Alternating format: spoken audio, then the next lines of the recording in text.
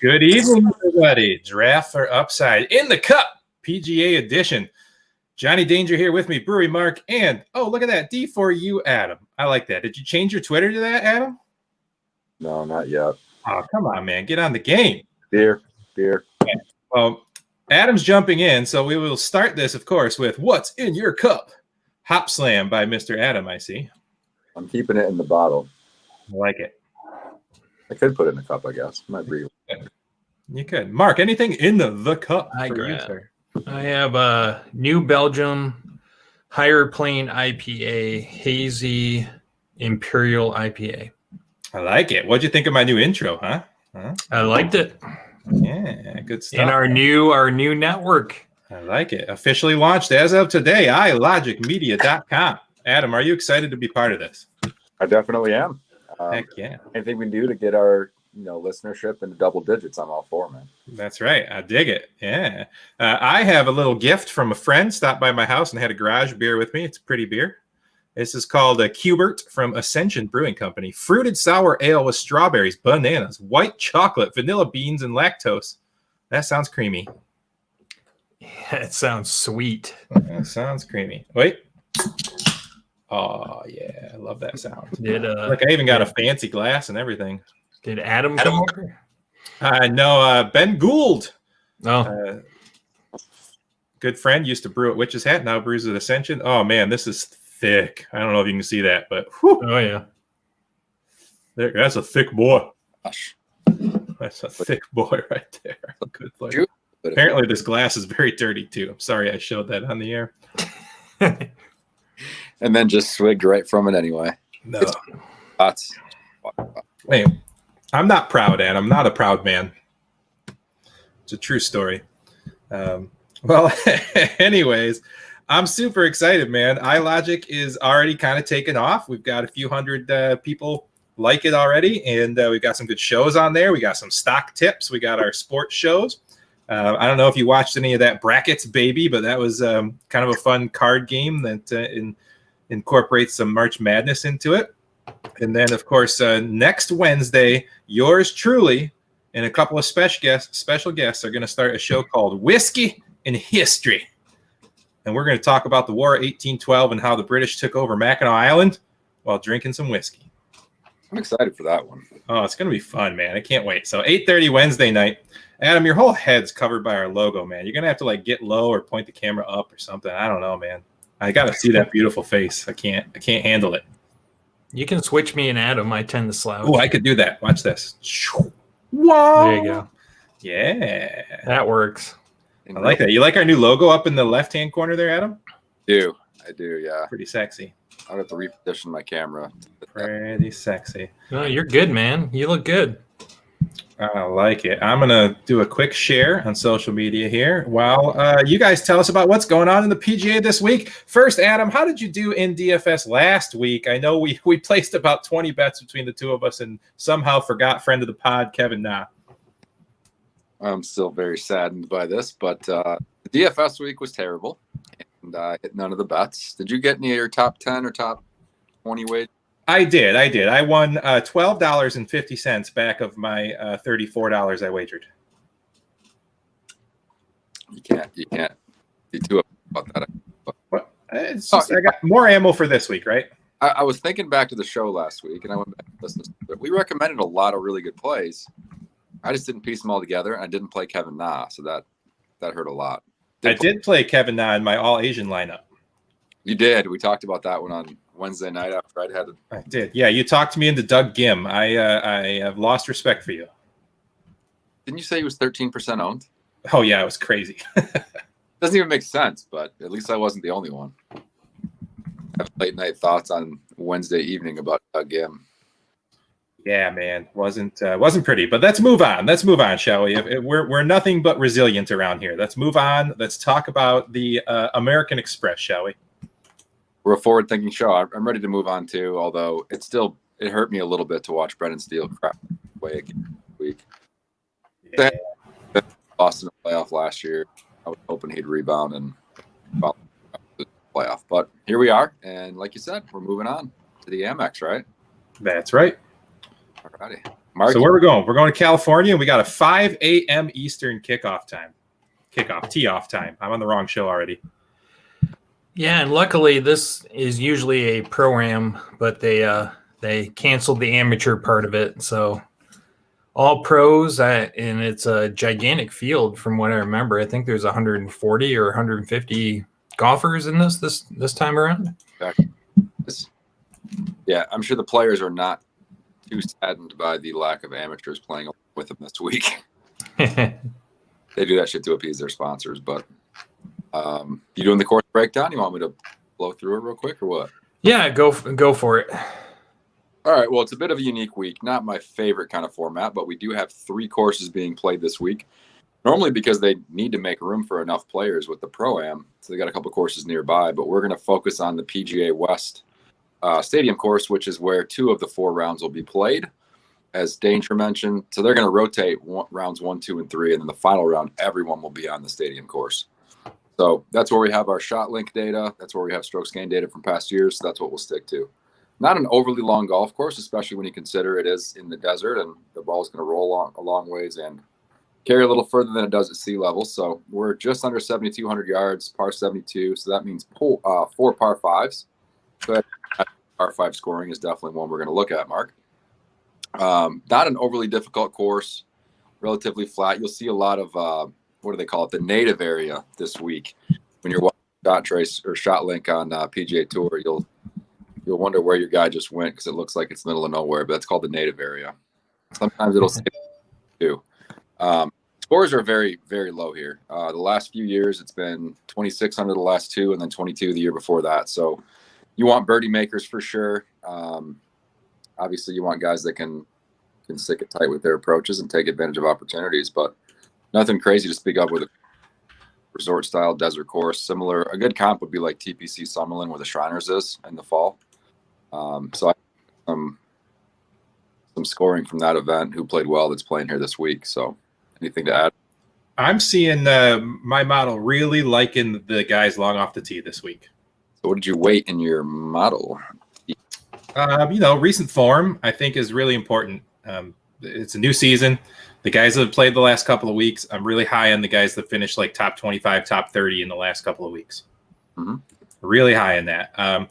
Off the tee just seemed to kind of pop for me this week. You know me, I'm not usually about the bombers. I like the ARG. I like the guys around the green. Approach is usually pretty big for me, but I like short game here, and I like off the tee and putting too, because I think the putting is absolutely crushable this week. Totally agree. These greens are smooth. If you read them well and hit your line, you should be making a lot of putts. So, Mark, what stat categories are you looking at this week? What are you weighting heavily? I'm going. My number 1 is approach. This is a course where a bomber can get out there, but it's all about that approach shot still. This is getting on the green in regulation or under it and making birdies. It's a birdie fest, so I like approach first. Then I'm looking at birdie percentages, and then off the tee. I'm not doing ARG this week. Sorry, Danger. No ARG this week. No, man, ARG's the best. I know. Usually I play it a lot, but on these birdie fest courses, I just don't think it comes into play that often. Yeah, the course is a little too easy to be missing the green. Yeah, exactly. If you want to contend, for sure.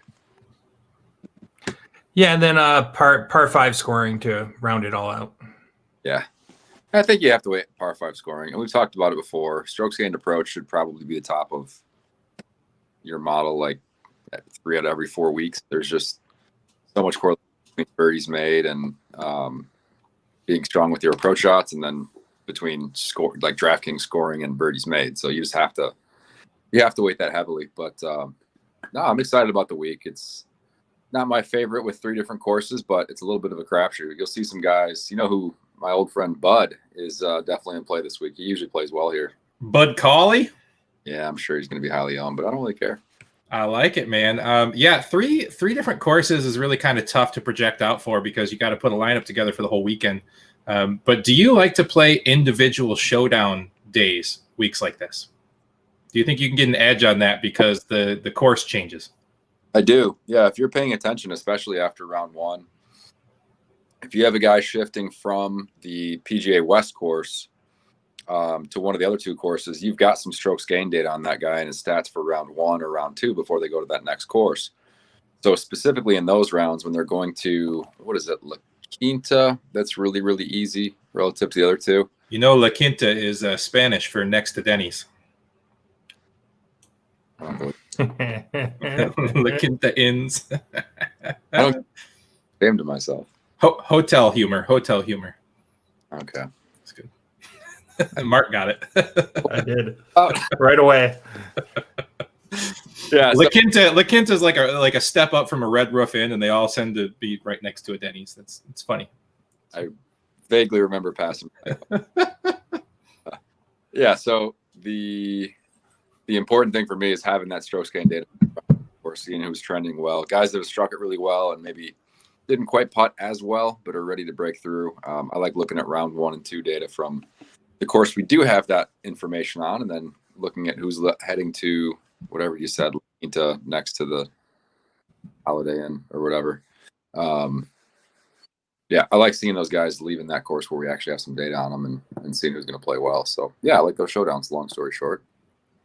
Yeah, I dig it. Well, before we get into the DFS breakdown, let's take a quick moment to give a shout out to the show sponsored Measure Golf Ann Arbor. Head on down to Ann Arbor. Go see Adam right there in the middle. That guy.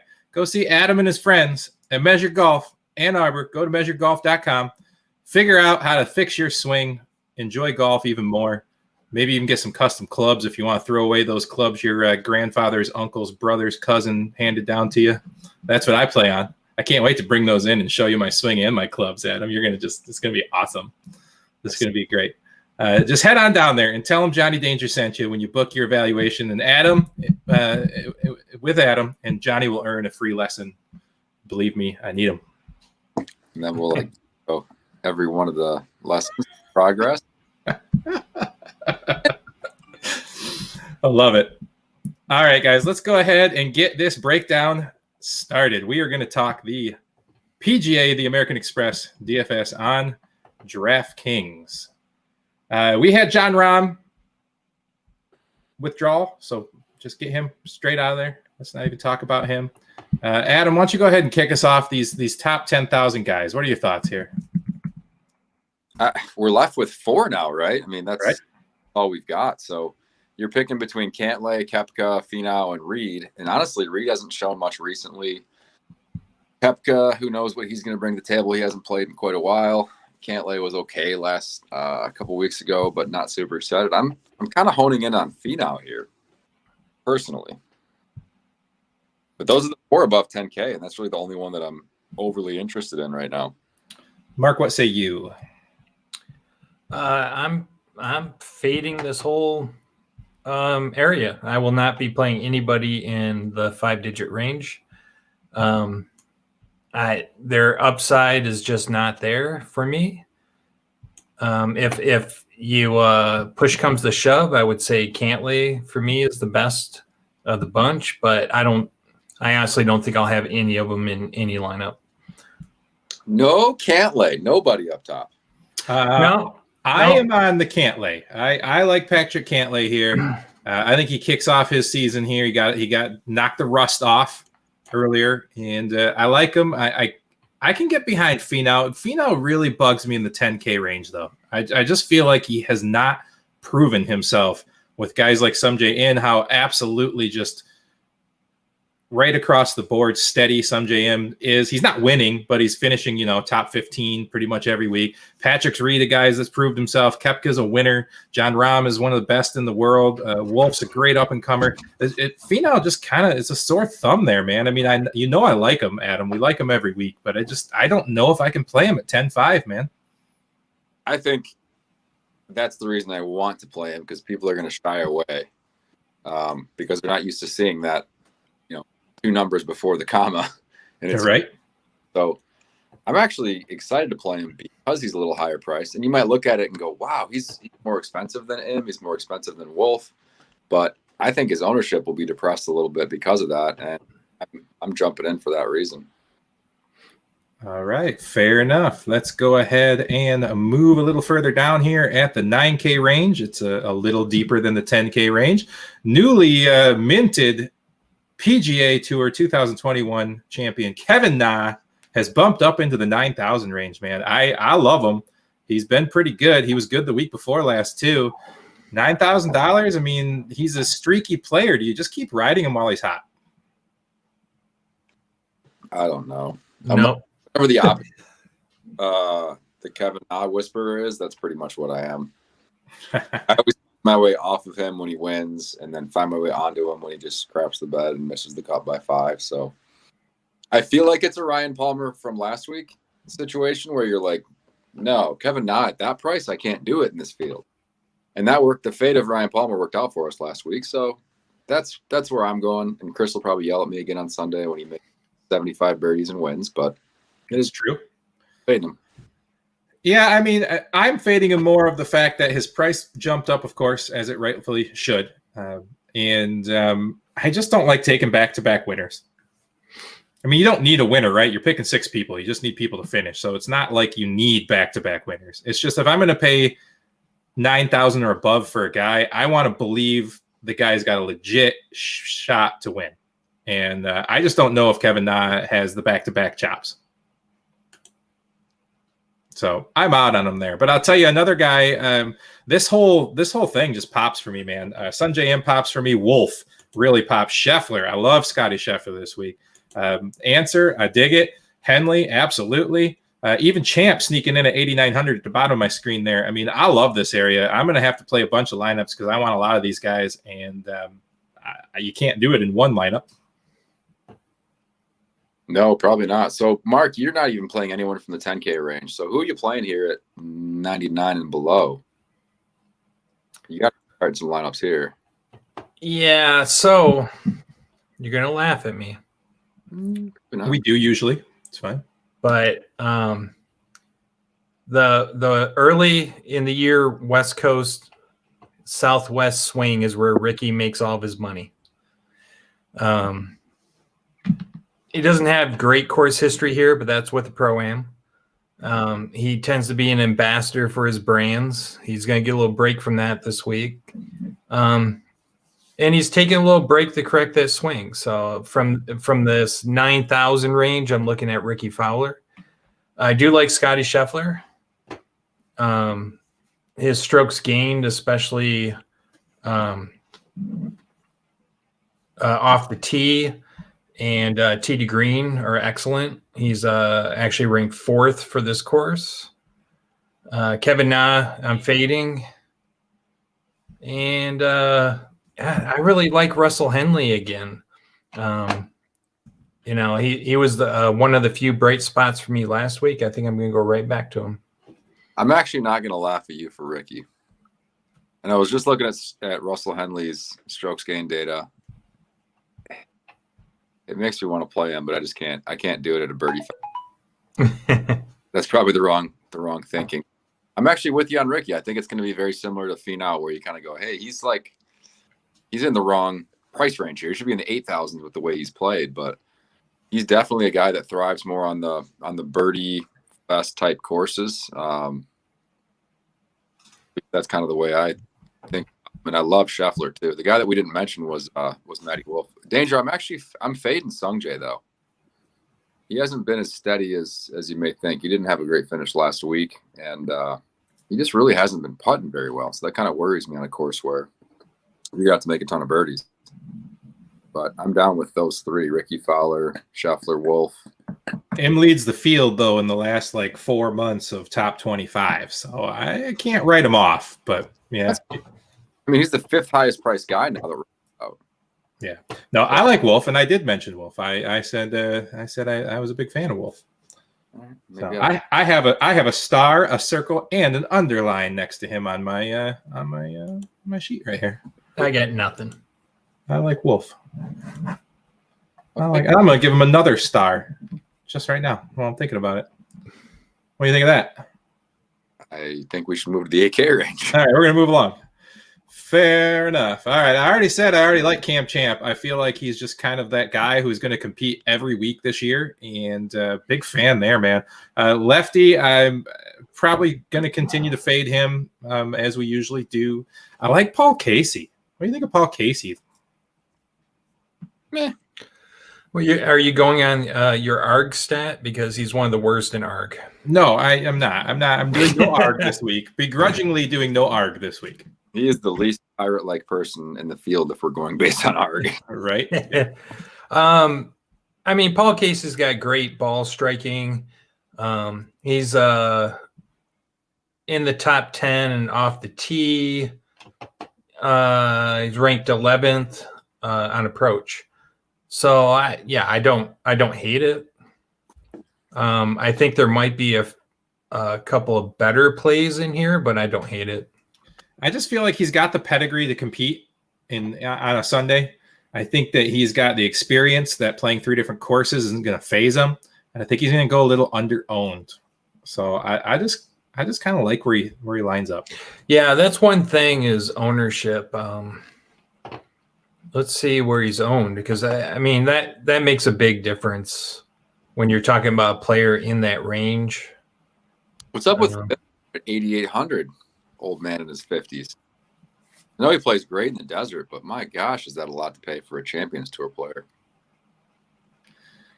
Yeah. It's because he always plays good here in the Pro-Am. But we don't have the Pro-Am, so he's not showing off, right? I don't think he can keep up. Yeah, he doesn't have the celebrity wives to show his calves off to. Yeah. Just saying. Can't fault him for doing that, though. All right, man. All right, so interesting. Paul Casey. We're talking about Paul Casey, right? Right. Calculated ownership, projected ownership's 8%. See, that's nice for somebody at the top end of salary. People on Fantasy National who are generating lineups, he's at 10%. So people look at like he's not going to care. He's not going to take it seriously. But Casey's good. He's almost better when his mentality is a little more laissez-faire. You know, he's going to go out there and make a ton of birdies. I'm actually talking myself into Casey the more we talk and think about it, especially when you look at like, all right, love Lanto the last 2 weeks, but Lanto at 8,600, yeah. Adam Long, you know, he won a couple of years ago here, great, but he won last year, didn't he? Yeah. Great, but you just can't mid 8s for him. Patton Kazire, not interested. Sammy Burns, maybe. We talked about Siwoo from last week. He actually ended up being Siwoo's another Kevin Na style player in that when he's hot, he just dominates. He does, but he doesn't dominate as often as Kevin Na because he's not nearly as good of a putter. No, for me, and this is another reason why when I look at this, I'm so excited about that 9K range, and I'm so unexcited about this 8K range. I just don't like it. I like Paul Casey. I like Cam Champ, but he's a little expensive, but I do like him. I'm going to have to dig deeper into that. And I'm really just not interested in anybody else. Kiz actually spikes on my model quite a bit. I don't know why. Yeah, he's been playing a lot better, but he played well swing. But I think Casey's my guy in the 8K range, and I think I'm going to ignore the rest. I'm not going to lie, man. I think it's going to be 9Ks and 7Ks, and I'm going to do kind of that style of lineups. Yeah, I don't really love Champ. We've talked ourselves into Casey. I do like some Sam Burns, and I like some Siwoo. Other than that, I mean, Ryan Moore at 8K in this field. I guess his home course is the comp course we talked about at Shriners, but the TP Summerlin, but I'm not seeing it with him. I like the 7K range a lot better. Mark, any more thoughts in the 8K range? No, I like Siwoo Kim. That's just kind of based on his recent play and his strokes gained. They're just looking really good right now. So I'm just going to throw him in a couple lineups as a kind of a hot hand play. Kind of like we were talking with Kevin Na, but I'm not paying $9,200 for it. For sure. All right, let's move along to this top half of the 7Ks. We're going to start seeing some people that are really just coming through on the numbers that I've been pulling here. We're going to start off with EVR, and he's dead to me. I'm no longer letting you talk about him, Adam. He's gone until he finishes in the top 3. I just don't want to talk about him. So we're going to move along from that. Yeah, I'm done with him. But I tell you who keeps popping up. Horrible weekend. He had a horrible weekend last week. Yeah, I hate him. I'm done with him. I'm over you talking me into him in the lineups, and he's dead to me. I tell you, though, what's popping in my model here, Cam Davis, Chris Kirk. I don't even know who Chris Kirk is. Tell me who Chris Kirk is. What? Chris Kirk is like a multiple-time PGA Tour winner who's been battling. This is probably not the greatest guy to endorse for our show, but he's a recovering alcoholic. Just went. He's back on track with his life. Very happy for him. And he just played fantastic last week. And I'm very upset because I was interested in him, especially because he had very high incentive. If he did not finish top 3 last week, he would not maintain his fully exempt status in the PGA Tour. And he got up and down on the last hole to finish T2. And it was a clutch performance. So I'm happy for Chris Kirk. I'm not interested in him, but I'm happy for him that he, played well last week and retained the scorecard. Yeah, Davis pops up in my model again. You love that guy. I know, man. He just pops in my model. I don't know why. He just does. He always does. Something I do. I think I have a Cam Davis like buffer somewhere. I've put in there somewhere like to add 40% ownership or something. I don't know. Yeah, it's like PR is to me. And then Gary Woodland, somebody that we really didn't tout at all for the entire last season, except for in a few key spots, but mainly because if you just look over there, his 1 for 5 cuts made, that's brutal, but it's the first time he's popped in the model of mine in a long time. Not pop. I shouldn't say pop. He didn't pop. He was like 25th. Yeah, he was brutal last year on the post-COVID tour. He was just awful. I don't know. He was just off. I don't know if the format, the travel, the testing, something threw him off. I have a wait and see approach with him. I want to have that approach. However, it's Gary freaking Woodland in this field, and he's $7,700. We talked about Power 5 scoring. I mean, the guy absolutely mashes the ball. There's no reason why he shouldn't be able to score on par 5s. What's his ownership looking like, Mark? Super high. In that 7K range too. I'm curious to see what Straka's ownership's looking like because he's coming off a good finish, great finish here last year. So I'm sure he's going to be like that's the ultimate. And his strokes gain numbers are always great, so he's probably going to be super high owned. Gary Woodland's down at 4%. See, that's sick. People just think he's broken or something. Wow. I mean, he is broken, but that's fine if you get back on him before he is actually, I'm officially adding him to my player pool at 4%. There you go. All right, I'll put him off to the side. Let's talk one thing here. There's a guy I like to read his stuff, and he was super, super accurate in his betting last year. And he has come out and said he's putting his biggest bet of the week on Doc Redman to get the win. Fuck. He's putting his biggest bet, like his biggest outright amount wagered? That's right. Okay. I could see Doc contending here. What did he say were the reasons that led him to that? Oh, I'd have to go back and find the article. So let's keep talking about this range while I do that. Oh, I like Doc. I love a certain player here in the 7K range. You guys might be able to guess who it is. We've talked about him a lot over the years. But it's the Postman. I think the Postman is trending. JT Poston. Really? Yeah. I do. All right. So the reasoning was less statistically driven than I thought when I was reading it before. But basically, he's going to get his first win at some point. It's going to be this year, soon. And this is his premiere for this year for the tour. He kind of fell off after the hot post-COVID start, right? And he's 140 to 1. I understand the thinking because 140 to 1. I like targeting guys who you expect to win. Guy in the fall swing, Carlos Ortiz. You kind of had a feeling he was trending towards that victory.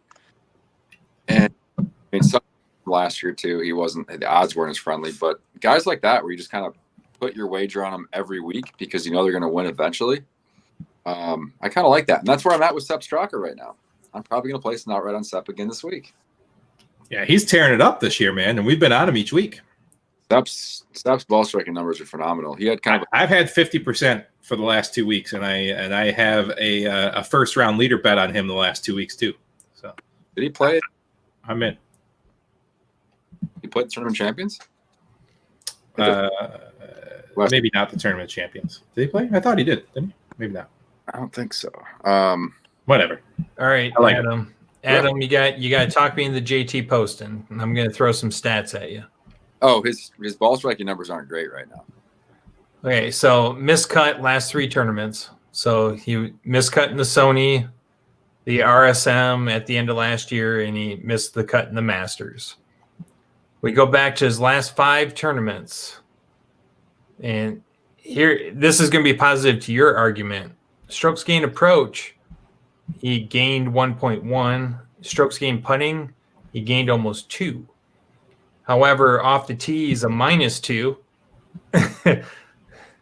And tee to green, he's a -0.7, so basically a -1.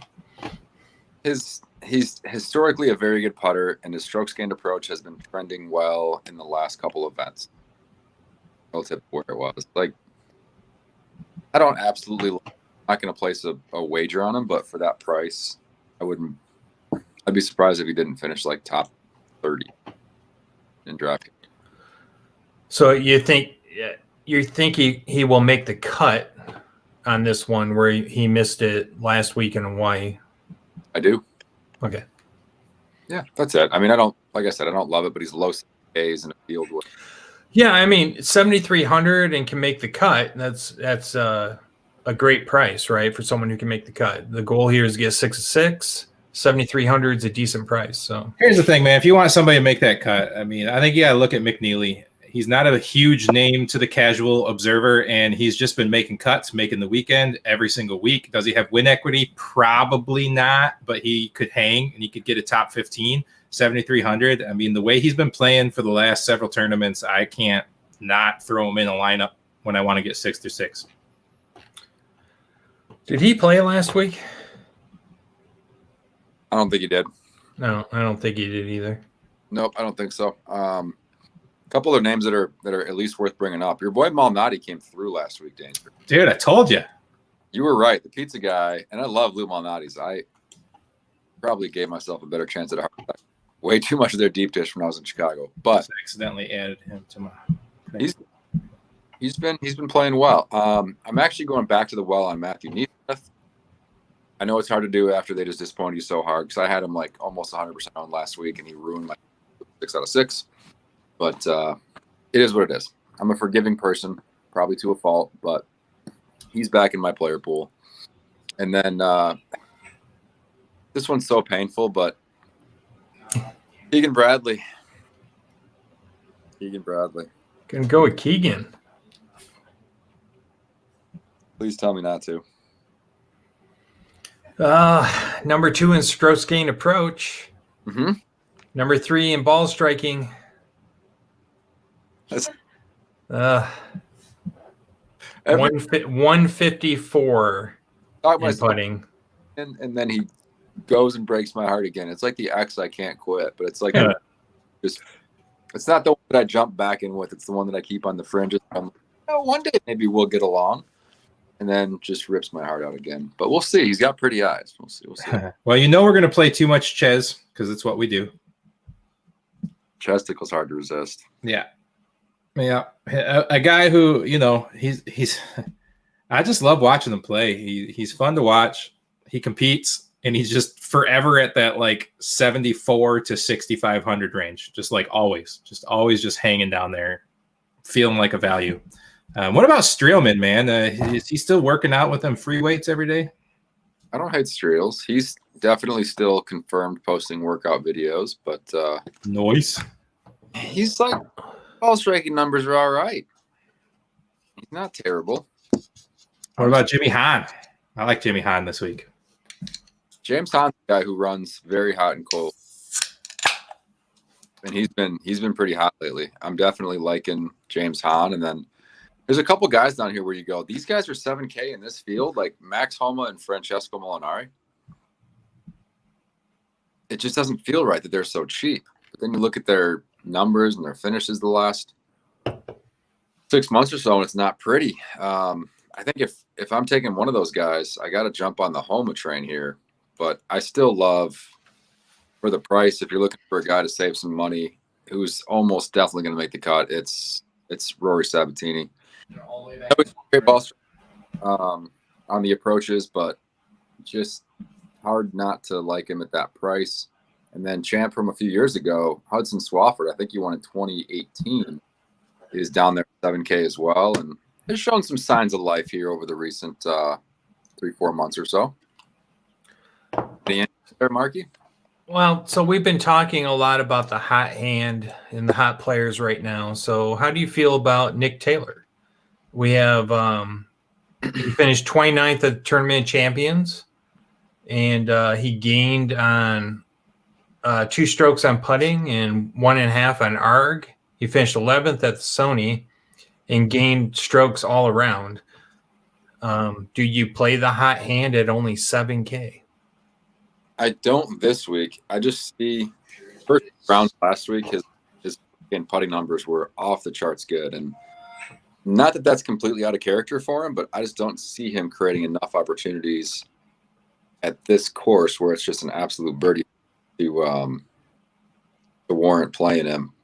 So I'm kind of off Nick Taylor. I just think he had a couple of really, really hot rounds, and so what the rest. What about a guy we talked about, Woodland? What about a guy who was absolutely broken and we played him every week anyways? Benny On last season. I don't know. Wait and see. I kind of have to at this point. We haven't seen him yet this year, and his putting is like, dude, I think Danger could walk out there and putt as well as this. I remember last year, though, Adam, like literally we just kept filling our lineup with Benny On because every week he just kept getting cheaper and cheaper and cheaper, and it just literally never paid off for us. It didn't, but I still have a soft spot in my heart for him. If he starts showing some good trends, I'll jump back in. I still love you, Benny. All right, guys, we're kind of running along here, so let's get into the value plays, the deep dives. Nothing really popped up when I ran the first model, but I've only run one. Screw that Doug Gim guy. He really screwed me over. How about Kramer Hickok? Ah, your guy. Wasn't that the week of the Johnsons or whatever? Yes, it was. Genitalia week. Yeah, that was a good one. I don't know if the finishes were that good, but it was a funny show. No, it was really funny, but no, that lineup was trash. My Asian lineup actually scored this week. Yeah, last week we would have thrown like Erie, or there was another low price guy that did pretty well. That would have rounded your lineup out instead of, sorry, Doug Gim. You would have been in good shape. Yeah, your fault. But actually, looking through my model, the highest placing guy below 7,500 is Kramer Hickok. The highest placing guy? Like he's the highest on the model. In your model. Below 7,500. Yeah, I don't mind Kramer. I'm okay with it. It's weird. I got to say, it's weird seeing Sneds down here at 6,900 in this field. But I mentioned the comp course earlier, the guy that I'm in at the very top of the 6K range, who actually won at the TPC Summerlin last year is Martin Laird, my fellow Scotsman. He's at 69. I'm pretty interested in that. I don't mind a little Vaughn Taylor down here. Kyle Stanley's starting to show some good trends, so I'm liking a couple of those guys. Mark, who you on up here at the top of the 6K range? Oh, I'm really not on anybody in the top of this 6K range. Yeah, Hickok's the only guy that popped up for me. Not even Ricky, man. I want to play Rowinski. I want to, but Jim Herman is okay. He played very well last week. Yeah, I can't pull I really wanted to pull the trigger on Pat Perez.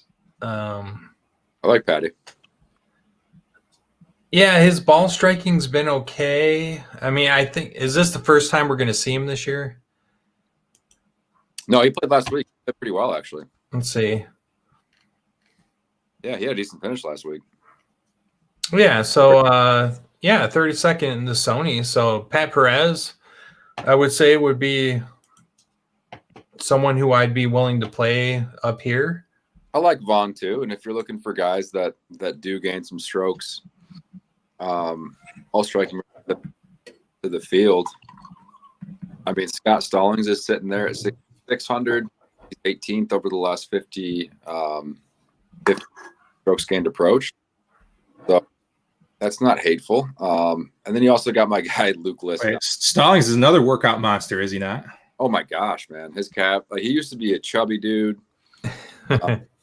real kind of a sloppy looking guy, like similar to Harry Higgs now, if you follow those guys on tour. And he's changed his physique completely. I watched him at the Rocket Mortgage a couple years ago, and he is a specimen. Before I get too so fellow Michigan. How about Luke List though? I know. I just started mentioning Luke List. It's hard not to like him at 6,600. Yeah, I'm doing it. Let's just hop back. When was the last time Luke List was in a lineup that or in a field that you didn't play him? He's some. I've completely faded him once in the last couple of years. Like, it happened here and there. Have you seen the guy in person? Like, he's a monster. But no, outside of List though, when you start going up a little way, yeah, List. I'm probably List. When you go up a little bit, I do like Brian Stewart. Fellow Michigan boy, he's been steady. I think you can pretty much count on Stewart making the cut at 6,600. If you're looking for a guy to fill out your lineup, he's not probably going to finish top 20 in DraftKings scoring, but he's probably going to finish like 30th through 50th or something. What about sticking with Lahiri in his hot start? I like Lahiri. Yeah, that guy, when he's on, he can make a ton of birdies. I mean, look at the score he put up last week, 86. I know. Solid. I don't know why he's still so cheap. He's the guy that when I started scrolling down, I went, wait a minute, why is he that cheap? It just didn't really. My guess is they're just playing ownership. They figure nobody's going to play him. Yeah. A couple of interesting guys too, like Akshay Bhatia, same swing coach as Matthew Wolf, really talented teenager. I think he's still only 19 years old, turned pro at 17. He's a guy who making the cut and making a lot of birdies, making noise. Definitely very talented. And where did I see? Just below that, there was Sung Yul No is starting to look good with his strokes gained approach numbers. He's got a lot of reason to really try and play well here. So I could get on board with anybody down in the depths here that you're liking, Mark. Actually, well, I have two, but I'm going to save one for the tipsy pick. But my favorite down here is actually Chase Seifert. I don't mind Chase. He does really good putting, and his ball striking solid. And he's middle of the road on pretty much every other category. I just see this at 6,400. He can make the cut and get my lineup through. And that's all you need down here. Right. You're not looking for much more than that. Like, I don't hate Robbie Shelton. He's not a bad play, younger up and coming player. If we're gonna reach really way down low, maybe I should save it for my 50 pick. But you got a couple guys you could talk yourself to here if you really needed to. I think there's actually some funny players down here because it's like how the mighty have fallen. Because like 2 seasons ago, we were playing JJ Spawn like crazy 2 seasons ago. I know. And he's all the way down here at 6,200. And I can't talk myself into him. His ball striking numbers used to be great, but he changed something. Like, his approach isn't even top 100 anymore. No. I was laughing about Luke List, by the way, too. He's actually one spot worse than Byung-Hun An. Why do I love terrible putters? I just said keep Brad. Because you figure if they've got everything else together, if they have last week you were trying to talk us into Hideki, right? Probably. I don't know. All right, guys. Well, I want to get wrapped up and out of here, and we pretty much covered the whole damn field. Please, everybody, this is just a preview. It's only Tuesday night. Let's get some more information in. Let's keep looking through these, and keep an eye on the Draft for Upside Facebook page. We'll put out our favorite plays and keep you updated if we have any revelations. But let's go through these and kind of figure out where we were just one last time as a recap here. Up at the top, I liked Cantlay. We had a little love for Tony Finau. Mark wasn't really in love with any of these top guys here. I think we all agreed we liked Scheffler. Mark really liked Fowler. And where were you here, Adam? Where are we at? 8K range? 9K range. 9K. No, love Scotty. Yeah, we all agreed on Scotty. So Scotty's kind of the show agreement this week. I like those top, like outside of Sungjae, Wolf, Scheffler, Fowler. Mark and I are both on Fowler. So yeah, and I like Wolf too. So that was cool. So as we move down here, I liked Paul Casey. Kind of talked Adam into it. Mark, you were a Siwoo Kim guy right in this range. Yep. As we continue to move down, Adam and I are on the Gary Woodland watch. I don't know if we can really pull the trigger, but we're on the watch. No, I jumped on based on his ownership. I like it. Yep. Doc Redman was my favorite play here. Mark, Chris, Billy, Joe, Bob. Adam was on the Sepp Straka train here. Let's see. Where were we all talking about? We always like a little Chez. And then we just got done talking about our value plays. So that's kind of a recap of where we were. And just make sure that you are subscribing to our YouTube channel, subscribing to the iLogic Media page. Make sure you're checking us out on Draft for Upside. And make sure you're going to check my boy Adam out at Measure Golf Ann Arbor. So really quick, before we go in the tipsy picks, let me run down the ownership really quick. Sure. Current projections are Sam Burns at 17, Scotty Scheffler at 17, Sungjae Im at 16.5, Abraham Answer, we didn't talk about him at all, at 16, Russell Henley, who I was on, at 16, Sepp Straka at 16, Doc Redman at 15, and Siwoo Kim at 13.5. Dig it. All right, I'll get us started. The tipsy pick, my friends, are usually plays. Don't play all three of our tipsy picks in one lineup. In fact, don't play any of our tipsy picks. But if you're gonna, just pick one. For me, man, maybe it's just nostalgia. Maybe it's just because I'm a huge Will Ferrell fan. But Hank the Tank Lebioda, that's my man this week. Danger. Is there anything unique about the way he sets up a golf ball? I don't know, man. I just say what? He's a left-hander. That's all I was going to say. Oh, yeah. Okay. I thought you were going to say something weird. Yeah, no, I don't trust lefties. You know this. Well, you just said it. I know. Hank the Tank, man. He's my tipsy pick this week. Too late now. What you got, Adam? Oh, man. I just saw that Steve Stricker's in this field, too. Yeah. We could play an old man team. We got him and a few other guys here. Yeah. Who did I just see way down here? Steve Jones won the 96 U.S. Open that I was at Oakland Hills. There you go. Same Steve Jones. I'm going to go with Josh Teeter, though.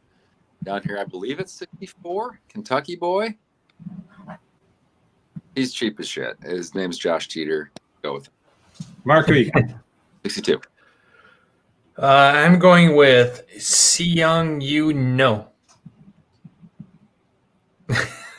No. 6,400. I talked him up, man. I said his name. What? Sung, you'll know. That's right. I didn't hear you. Sorry, man. He did. I'm stealing it.